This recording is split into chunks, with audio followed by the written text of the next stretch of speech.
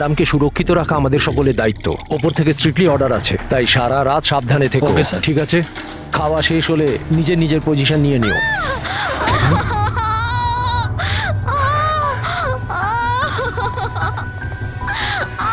Madam, madam, madam, madam, দরজা খুলুন। Madam, দরজা খুলুন। দরজাটা খুলুন ম্যাডাম।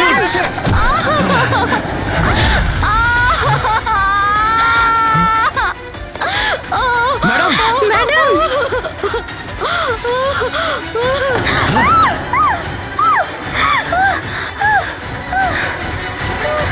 oh shit!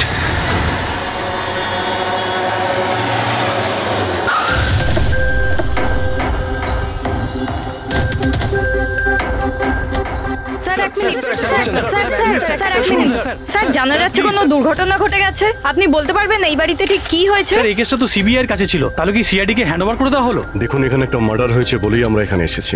এর থেকে বেশি কিছুই বলতে পারবো না, পরে কথা বলছি। একটু সরে যান। আসুন স্যার।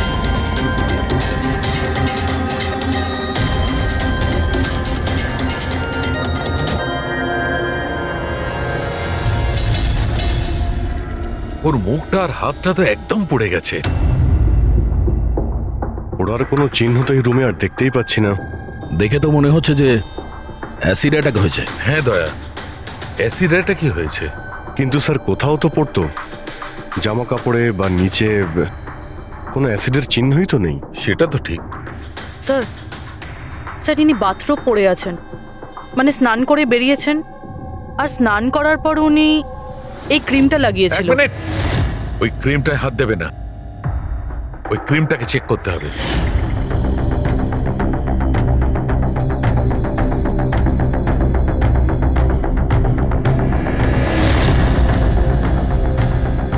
আরে, এ তো কিছুই হলো না। হবে পঙ্কজ, ওয়েট।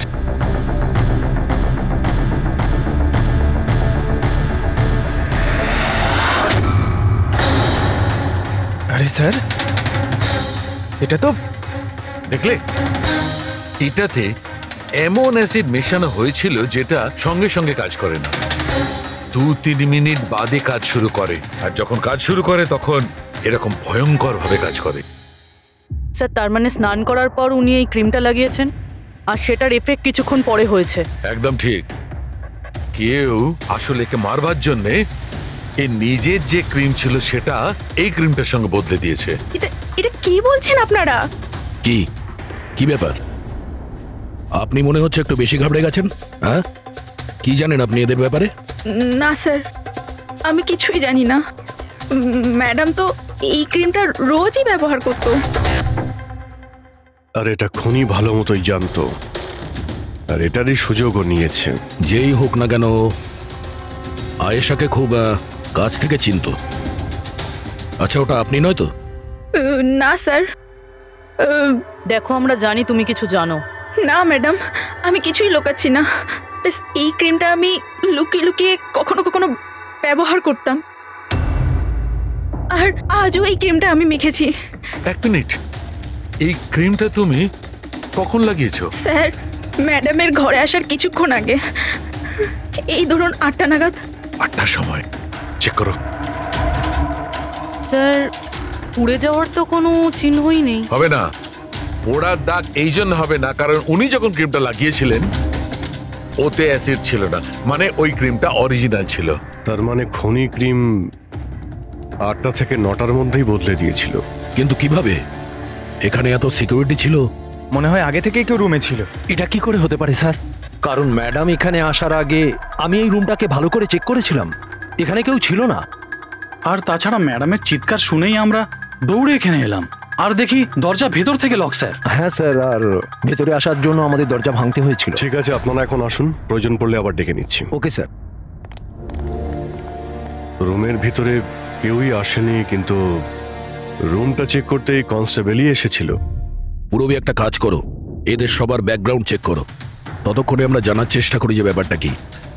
এত মিডিয়া, সিবিআই এর কেস, এতগুলো সিকিউরিটি, কি কারণে?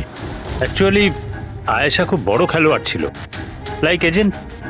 যে ধরনের এজেন্ট দুটো পার্টির মধ্যে ডিল করিয়ে মাঝখান থেকে ভালো কমিশন নিয়ে সরে যায়। শুধু এটা ধরে নিন যে আয়েশাও এই ধরনেরই এজেন্ট ছিল, কিন্তু টপ লেভেলে। ওর সমস্ত ডিলগুলি লাখ আর কোটি টাকার উপরেই হতো, আর সব কটাই ছিল একেবারে বেআইনি। আমাদের কাছে এসব কিছুরই প্রমাণ ছিল, আমরা ওকে অ্যারেস্টও করেছিলাম। কিন্তু ও হঠাৎ করে রাজসাক্ষী হয়ে গেল। ও নিজের মুক্তির বিনিময়ে 3 জন বড় ব্যবসাদারের দুর্নীতির বিরুদ্ধে আমাদের হাতে সব প্রমাণগুলো দিত।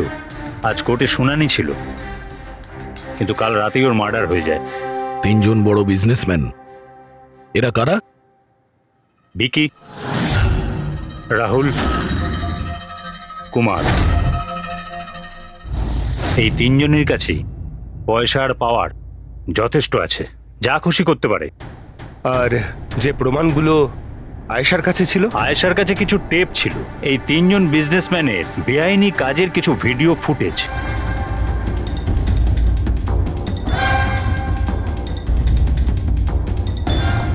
তার মধ্যে কুমারের একটা ক্লিপ আমাদের কাছে আছে।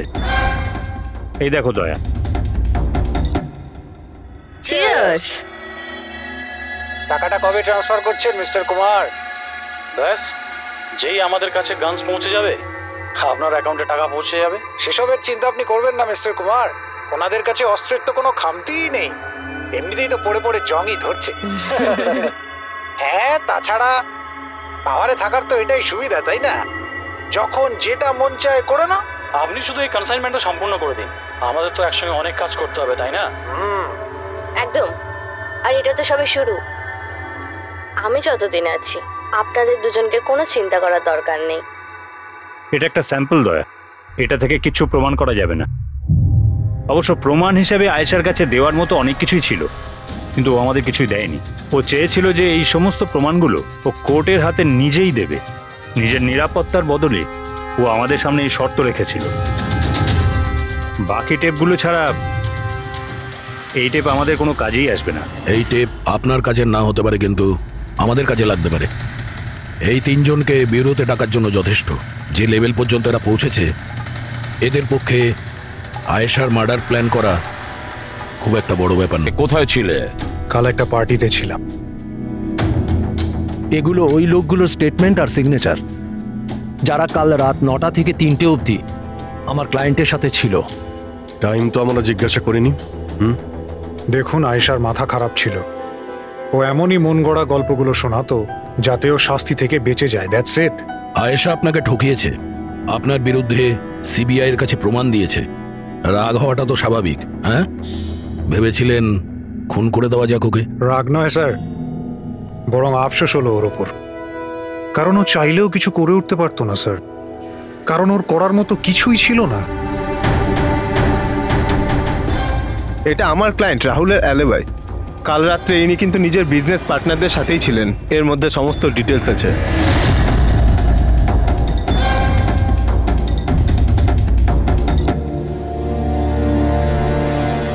আমার মনে হয় না যে আপনাদের কিছু জানার আছে বলে।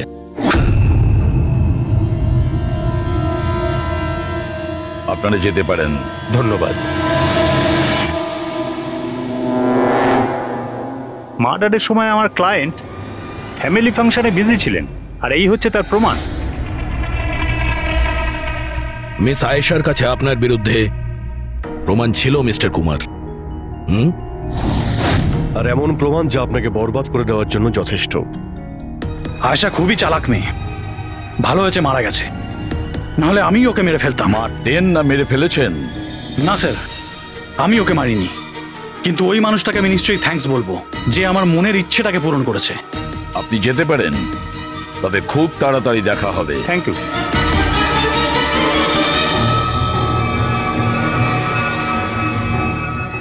আপাতত আমরা কাউকেই অ্যারেস্ট করতে পারবো না, এখানে সবারই কোনো না কোনো কারণ আছে।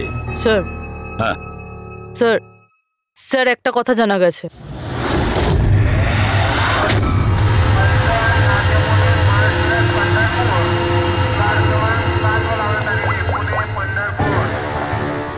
হ্যালো, হ্যাঁ, সব কিছু তৈরি।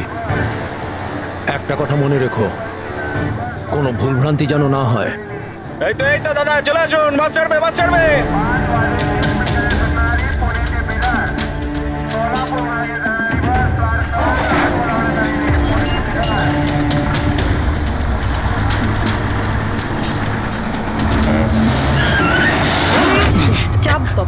আরে দাদা কি হলো?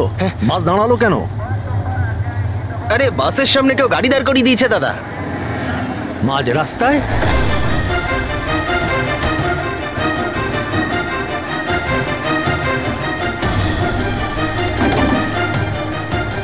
স্যার আপনারা এখানে? শহর ছাড়ার খুব তাড়া দেখছি তোর, হ্যাঁ? অনেক প্রশ্নের উত্তর দিতে হবে তোকে। চল চল। স্যার আমি কি করেছি স্যার? স্যার আমার কথাটা তো শুনুন স্যার। স্যার আমাকে কেন ধরছেন স্যার? স্যার স্যার কি করছেন স্যার? আমাকে কেন ধরছেন?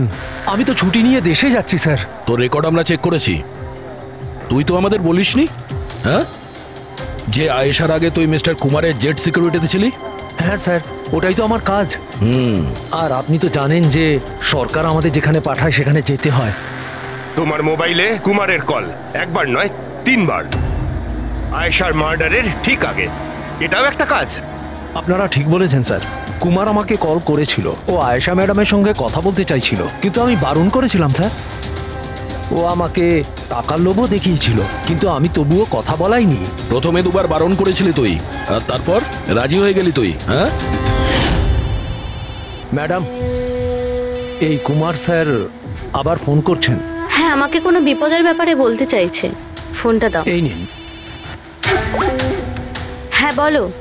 আমি জানতে পারলাম তুমি আমার জন্য চিন্তা করছো, কোনো বিপদ থেকে আমাকে উদ্ধার করতে চাইছো। How strange. আমি বলে দিচ্ছি, আমি তোমাকে খুব ভালো মতো চিনি। আর এই সমস্ত কার্যকলাপ না তুমি অন্য কারোর সাথে করো। আর এমনিতেও যদি আমি জেলে যাই, এই টাকাগুলো নিয়ে আমি কি করব? আচার দেবো? এই টাকাটা না তুমি তোমার কাছেই রাখো, এটা তোমারই সাহায্যে লাগবে। কোনো দরকার নেই এই ফোনটা আমাকে দেওয়ার। আমার সাথে গেম খেলার চেষ্টা করে যাচ্ছে, আর তুমি ওকে সাহায্য করছো। আমি কোথায় ম্যাডাম? আপনাকে সাহায্য করছিলাম তো। ঠিক আছে ঠিক আছে, থাক। শুধু এইটুকুনি জেনে রেখো, তুমি যদি ওকে সাহায্য করো না, রক্ষা পাবে না। আমি সিবিআই কে বলে দেবো, যদি আমার কিছু হয় তাহলে সবার প্রথমে তোমাকেই অ্যারেস্ট করবে। তুই গেছিলি না আয়েশার ঘরে ঠিক ওর রুমে ঢোকার আগে? ওর বিউটি ক্রিমটাকে অ্যাসিড ক্রিমে বদলাতে খুব বেশি সময় লাগেনি নিশ্চয়ই, তাই না? এ আপনি কি বলছেন স্যার? আমার কথা বিশ্বাস করুন, আমি সত্যি বলছি। যদি তুই সত্যি কথাও বলিস না, তাহলেও এই কেস যতক্ষণ না সলভ হচ্ছে তুই আমাদের হেফাজতে থাকবি, বুঝলি? এখন চল, নিয়ে চল ওকে, চল চল। আরে স্যার স্যার স্যার আমি কিছু করিনি স্যার, ছেড়ে দিন স্যার প্লিজ স্যার। হ্যাঁ পুরবি বলো। স্যার ওই ফুটেজটা যেটা ও সিবিআই কে পাঠিয়েছে, সেটা ওই ঘর থেকেই শুট করা হয়েছে যেখানে ওর খুন হয়েছিল। তার মানে আয়েশার বেডরুমে? হ্যাঁ স্যার, ওরই বেডরুমে। আসলে এই ফুটেজটা 1 বছর আগের, ফার্নিচার বদলানো হয়েছিল তাই বোঝা যাচ্ছিল না। Are you sure? স্যার 100%, এটা সেই ঘরটাই। হ্যাঁ, একটা ভাইটাল ইনফরমেশন দিলে Purabi. Thank you so much. Purabi বলল যে আয়েশা মিনিস্টার আর মিস্টার কুমারের স্টিংটা ওই রুমেই করেছে। আর যদি এটাই হয়, ক্যামেরা ওই ঘরেই কোথাও লোকানো আছে। তার মানে ক্যামেরা এখনো ওখানেই আছে।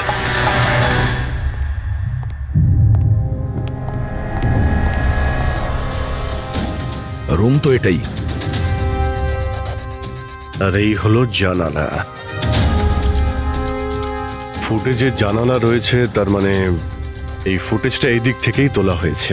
স্যার ফুটেজ অনুযায়ী তো ক্যামেরা এখানে থাকা উচিত। না ভাই, এতটা হাইটে না, ক্যামেরা আই লেভেলে ছিল, আর সেই হিসেব অনুযায়ী এইখানেই কোথাও হওয়া উচিত। আচ্ছা, ওই আয়নার ভিতরে নেই তো? আরে ওই যে আয়নাগুলো থাকে না, যার একদিকে দেখা যায় আর একদিকে দেখা যায় না। ভাই তাহলে তো জানতেই পারা যাবে। কি করে স্যার? তুমি ওই ফিঙ্গার নেল টেস্টের কথা শোনোনি? যে কোনো অচেনা জায়গাতে বা ট্রায়াল রুমে ড্রেস চেঞ্জ করার আগে এই টেস্ট করে নেওয়া উচিত, ফিঙ্গার নেল টেস্ট। তোমার যে নখ রয়েছে সেটা তুমি কাঁচের মধ্যে লাগাও, আর তোমার রিফ্লেকশনে যে নখ আছে আর তোমার যে নখ রয়েছে তার মধ্যে যদি গ্যাপ থাকে তাহলে সেটা আসল, আর যদি গ্যাপ না থাকে তাহলে সেটা নকল ওয়ান ওয়ে। যেমন এই মিররটা, এটা ওয়ান ওয়ে মিরর। যদি মিররটা ওয়ান ওয়ে হয় তাহলে তো এর পেছনে জায়গা থাকার কথা।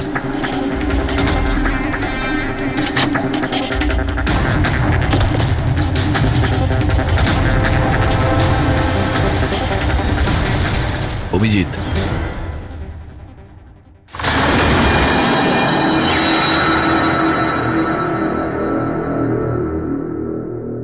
এখানে তো পুরো ফিল্মের সেট আপ লাগানো রয়েছে। এসডি কার্ড তো নেই স্যার। হ্যাঁ,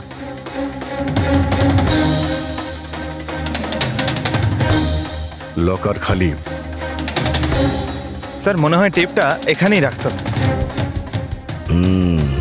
এই জায়গা থেকেও বড় বড় লোকের কেলেঙ্কারি রেকর্ড করেছে, আর এই জায়গায় ব্যবহার করে খুনি ওকে খুন করে দিয়েছে। হতে পারে এই ওয়ান ওয়ে মিরার দিয়ে ওকে ছটপট করে মরতে দেখেছে ও।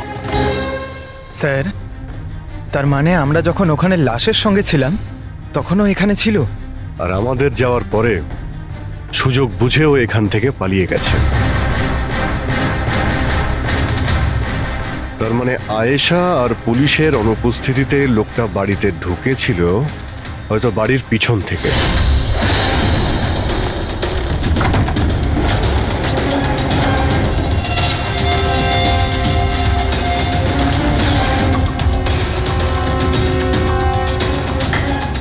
ও আয়েশার বিউটি ক্রিমটাকে সরিয়ে বিষাক্ত ক্রিমটা রেখে দেয়, আর তারপর ভিতরে ঢুকে বসে থাকে।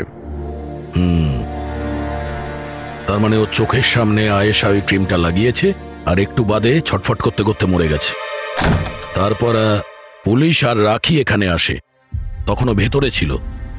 তারপর আমরা এখানে এসেছি, তখনও ভেতরে ছিল। তারপর রাত্রে সুযোগ পেতেই ও টেপগুলো নিয়ে এখান থেকে পালিয়ে গেছে, মনে হচ্ছে ওই রাস্তা দিয়েই।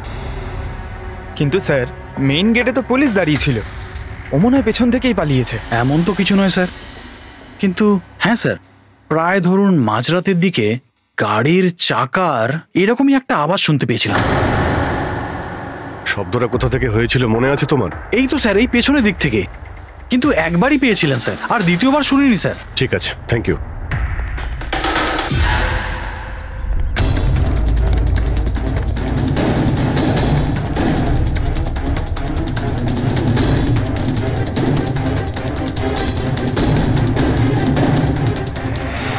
স্যার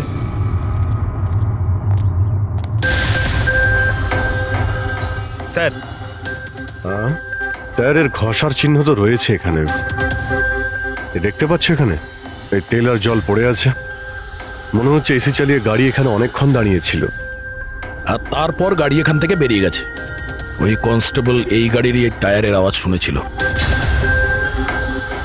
যদি গাড়িটা এখানে অপেক্ষা করেই থাকে তাহলে হঠাৎ এমন কি হলো যে তাড়াহুড়ো করে চলে গেল? স্যার মনে হয় কেউ দেখে ফেলেছিল, ওই জন্য ভয়তে পালিয়ে গেছো। পয়েন্ট আছে।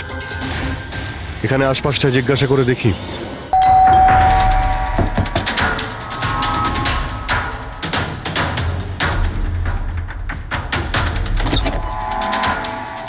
নমস্কার। নমস্কার। নমস্কার, আমরা সিআইডি অফিসার্স। সিআইডি?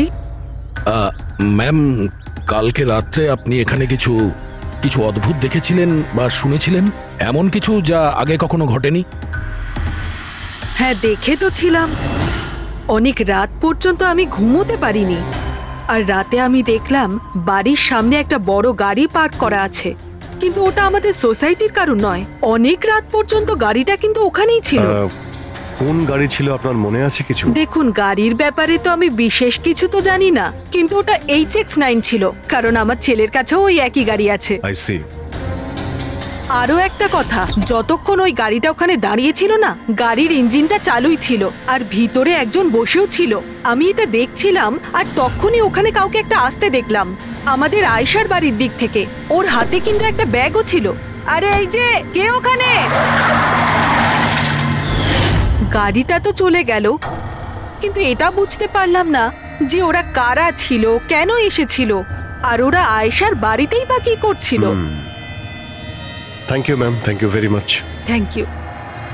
স্যার তার মানে খুনির সঙ্গে আর একটা লোক ছিল যে গাড়িতে বসে অপেক্ষা করছিল। লাখ টাকার গাড়ি ছিল। কি মনে হচ্ছে কে হতে পারে? সন্দেহের তালিকা এখন ওই তিনজনই রয়েছে। আরটিও থেকে খোঁজ নিয়ে দেখি এই গাড়িটা এই তিনজনের মধ্যে কার কাছে রয়েছে। স্যার, এই ধরনের দামি গাড়ি তিনজনের কাছে আছে। কি? হ্যাঁ স্যার, খুবই শৌখিন লোক, এক একজনের কাছে অনেক গাড়ি আছে। তাহলে এই তিনজনের মধ্যে ওই গাড়িটা কার আছে কি করে জানতে পারবো? তাও সিচুয়েশন অনুযায়ী খুনি এই তিনজনের মধ্যে কেউ মনে হচ্ছে। না স্যার,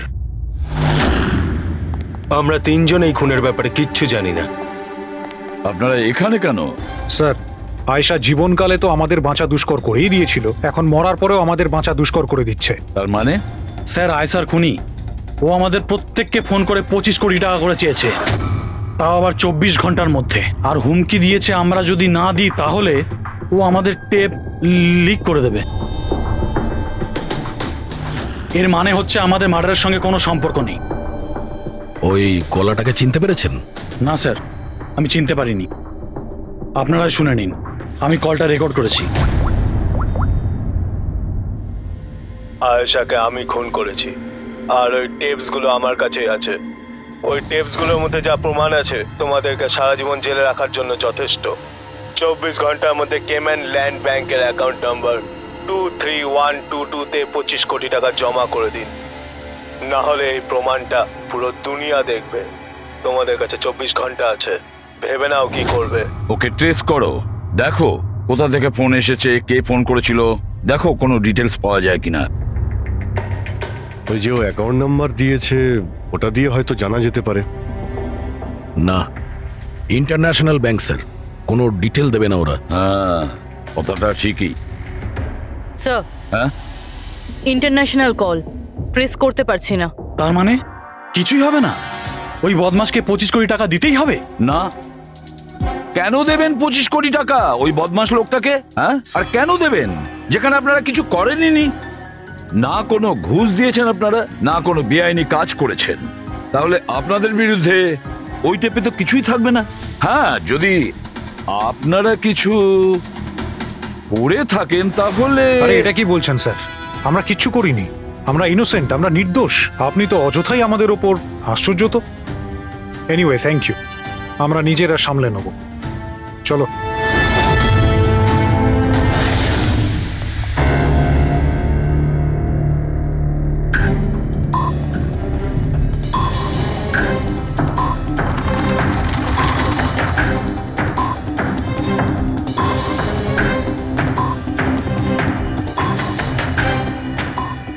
সারিকা, এই রুমটাকে খুব ভালো করে চেক করতে হবে। খুনি এখানে ঘন্টার পর ঘন্টা ছিল, তার মানে এখানে কোনো না কোনো জিনিস নিশ্চয়ই পাবো আমরা, যেটা দিয়ে ওর ডিএনএ টেস্ট করা সম্ভব। ওর চুল, ওর নখ, যা কিছু।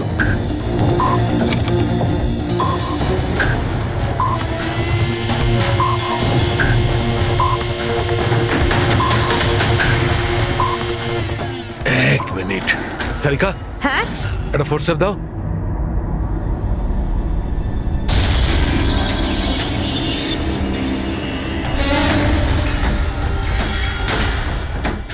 মাই গড, সারিকা এই দেখো।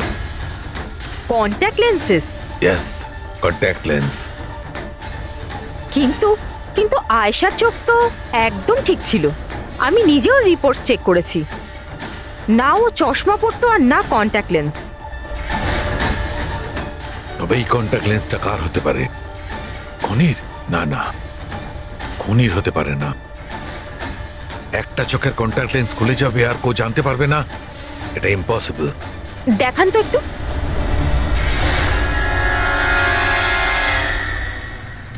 বেশ হাই পাওয়ারের লেন্স। High power lens? কিছু তো আছে এই রুমে। একে তো এই ঘরটা চারিদিক থেকে বন্ধ, কোনো জানলা নেই, কোনো ভেন্টিলেটর নেই। ও ওহো, কি হয়েছে?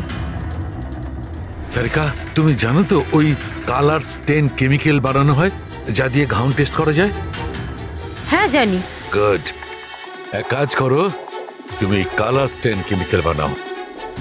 খুনি এখানে এই ঘরের মধ্যে ঘন্টার পর ঘন্টা ছিল, আর আমাদের অল্প সময়ের মধ্যে এত ঘাম হয়ে গেল। খুনির তো খুব ঘাম হয়েছিল।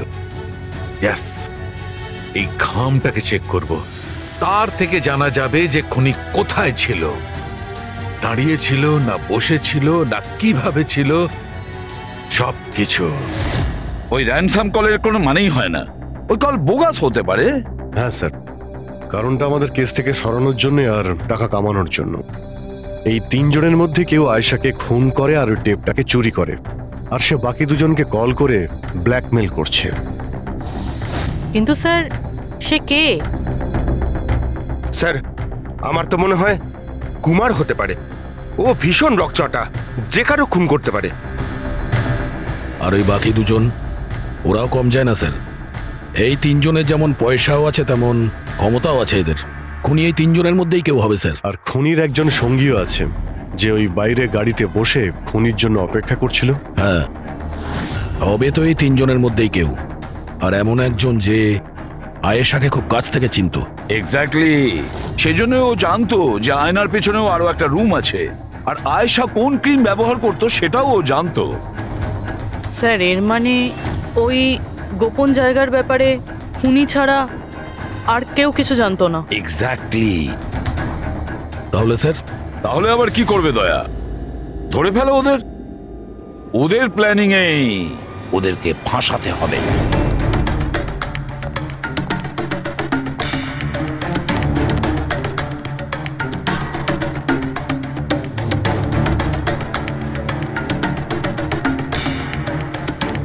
আমাদেরকে এখানে কেন ডাকলো? কোনো আইডিয়া? হয়তো জিজ্ঞেস করার জন্য ডেকেছে খুনিকে টাকা দিয়েছে কি দিইনি। তাহলে তোমরা দুজন কি টাকা দেবে? তোমাদের কি মনে হয় টাকা দেওয়া ছাড়া আর কোনো উপায় আছে? তা তুমি কি করতে চলেছো ভিকি? দেবে টাকা? দেখো, টেপের ব্যাপারে তো কিছু বলতে পারছি না, আর তাছাড়া আমি কোনো বেআইনি কাজ করিনি। এই জন্য টাকা দেওয়ার তো কোনো প্রশ্নই আসে না। সরি, আমি টাকা দিচ্ছি না। ও কাম অন ম্যান, এত ঢং করার কি আছে? কিছু করে থাকলে বলো না, শুধু আমরা তিনজনই আছি এখানে। দেখো রাহুল, যদি কথা... এক সেকেন্ড নাও, সিআইডি মেসেজ করেছে। আরে কোথায় আছে ওরা? কি লিখেছে বল। কোথায় আটকে গেছে, আসতে পারবে না, ফিরে যেতে বলেছে। হোয়াট ননসেন্স ভাই, আমরা কখন থেকে এখানে বসে আছি, শুধু শুধু সময় নষ্ট করে দিল। এবার কি করবে? যাওয়া যাক, আর কি। চলো, কাম অন।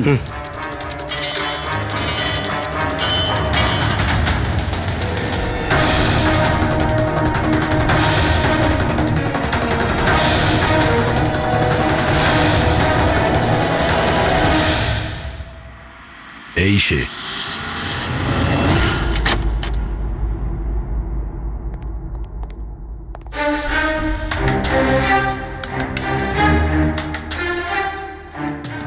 স্যার, ভিকি, তার মানে ও জানতো যে আয়নাটার পিছনে ক্যামেরা আছে? হ্যাঁ, বাকি দুজনের হয় এরা কিছু জানে না, না হলে আমাদের সামনে অ্যাক্টিং করছে। স্যার, আমার তো এই বিকিকেই সন্দেহ হচ্ছে। এবার কি করব? নজর রাখা যাক এর উপর, কোনো না কোনো ভুল নিশ্চয়ই করবে। হ্যাঁ সারিকা, কালাস্টেন কেমিক্যাল রেডি। ঠিক আছে, চলো।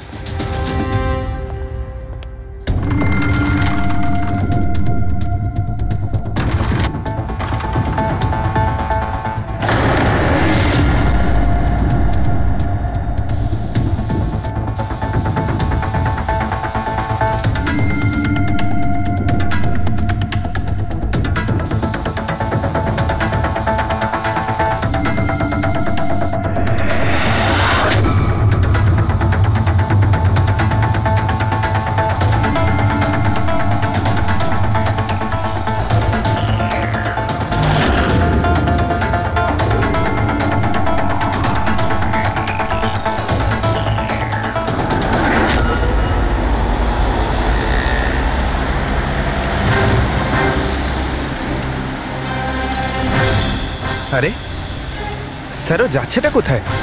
আরে কোথায় আর যাবে পঙ্কজ, বন্ধুদের সাথেই দেখা করতে যাচ্ছে। আবার কি?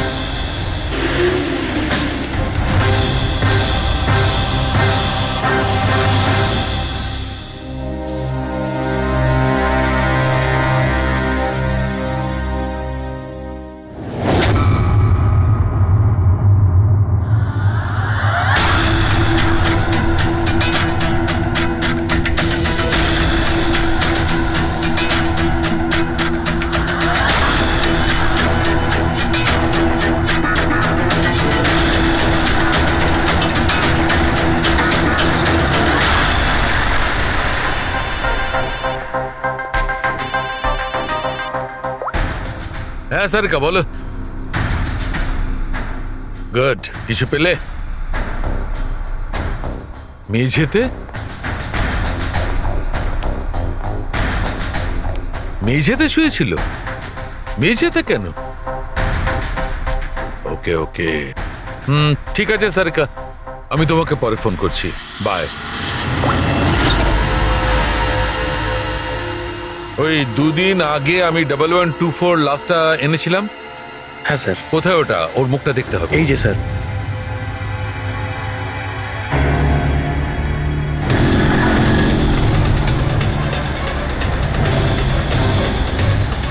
এই জানতে পারেনি তো যে আমরা ওকে ফলো করছি?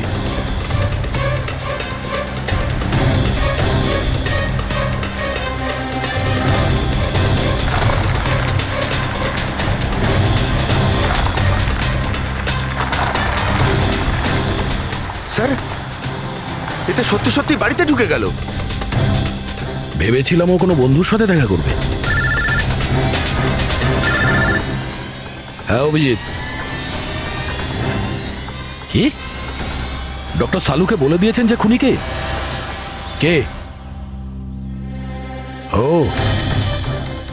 হ্যাঁ, আমরা এই উইকিকে ফলো করতে করতে ওর বাড়ির কাছে পৌঁছে গেছি। ঠিক আছে, আমরা ওয়েট করছি। অভিজিৎ আসছে।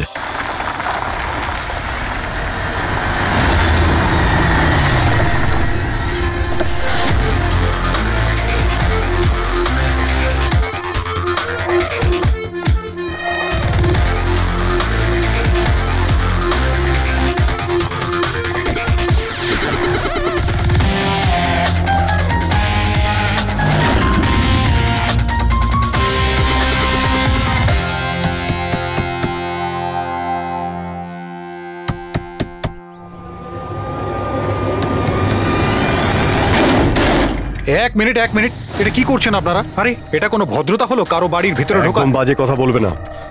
আমরা সত্যিটা জেনে গেছি। কোথায় লুকিয়ে রেখেছো ওকে? দেখুন, আপনি আমার কথা শুনুন, আপনার কোথাও ভুল হচ্ছে। আমি কিচ্ছু করিনি। আমি না আয়েশাকে খুন করেছি আর না এখানে কাউকে লুকিয়ে রেখেছি। আমরা কখন বললাম যে তুমি আয়েশার খুন করেছো? হ্যাঁ, একেই বলে চোরের নজর বোচকার দিকে। দেখুন, আমার কথাটা বোঝার চেষ্টা করুন। আপনারা আমার কথাটা শুনুন। আপনারা আমার কথা কেন শুনছেন না? হ্যালো, আপনারা এইভাবে ভিতরে ঢুকতে পারেন না।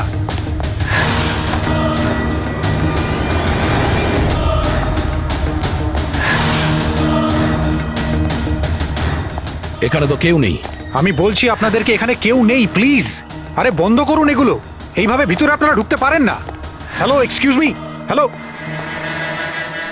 আরে ওপরে কিচ্ছু নেই স্যার। আরে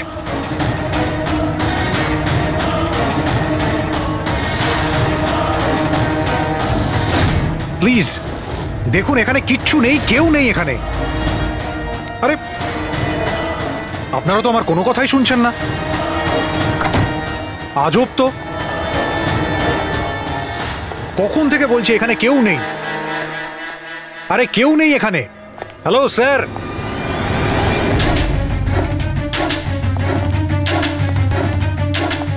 দেখুন আমার কথাটা শুনুন প্লিজ। শুনুন, দেখুন দেখুন, আমি আপনাকে বলছি আমি আয়েশাকে খুন করিনি। প্লিজ আমার কথাটা বোঝার চেষ্টা করুন। আমি সত্যি বলছি। আমরা জানি যে তুমি আয়েশাকে খুন করোনি। তাহলে আপনারা এখানে কি খুঁজছেন? 1 মিনিট, সব জানতে পারবে।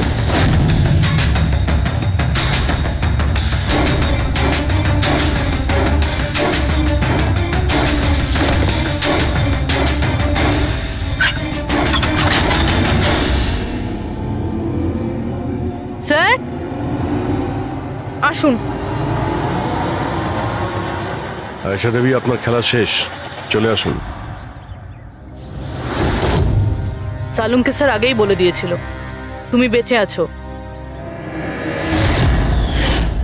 আসলে আমি ওর চোখটা চেক করব।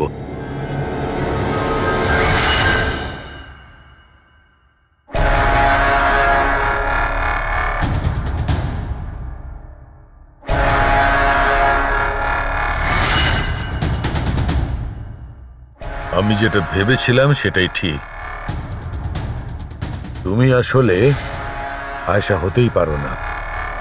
তুমি তো সে যাকে ঘরের মধ্যে বেঁধে রাখা হয়েছিল। অন্য কোনো মেয়েকে আয়েশা বানিয়ে নির্মমভাবে ওকে হত্যা করেছো। কে ছিল ওই মেয়েটা? কি শত্রুতা কি ছিল ওর সঙ্গে? ওর সাথে কোনো শত্রুতা ছিল না। আমি শুধু আমার জীবনটাকে বাঁচাতে চেয়েছিলাম। আমি খুব ভালো করে জানতাম যে সিবিআইকে সাক্ষী দেবার পরেও আমি সুরক্ষিত থাকবো না। এই তিনজনেই কিন্তু খুব ডেঞ্জারাস। ওরা আমাকে ঠিক খুঁজে বের করে নিত, আর আমি ভয় পেয়ে বেঁচে থাকতে পারতাম না। তাই আমার সামনে একটাই রাস্তা ছিল, নিজের মরে যাওয়ার মিথ্যে অভিনয় করে সারাটা জীবনের মতো উধাও হয়ে যাওয়া। এই পরিকল্পনাটা আমরা দুজনে মিলে বানিয়েছিলাম। ওই মেয়েটা একটা স্ট্রাগলিং অ্যাক্ট্রেস ছিল। ওকে আমরা ইন্টারনেটের কোনো অনলাইন কাস্টিং এজেন্সি থেকে খুঁজে বার করেছি। রিয়া নাম ছিল ওর। ওকে এই জন্যই সিলেক্ট করেছিলাম কারণ ওর হাইট, ওয়েট সব কিছুই আয়েশার মতো ছিল। আমরা ওকে মিথ্যে মিটিংয়ের অজুহাতে বাড়িতে ডাকি, আর ওকে অজ্ঞান করে দিই, আর ওকে বেঁধে ওই গুপ্ত রুমে রেখে দিই।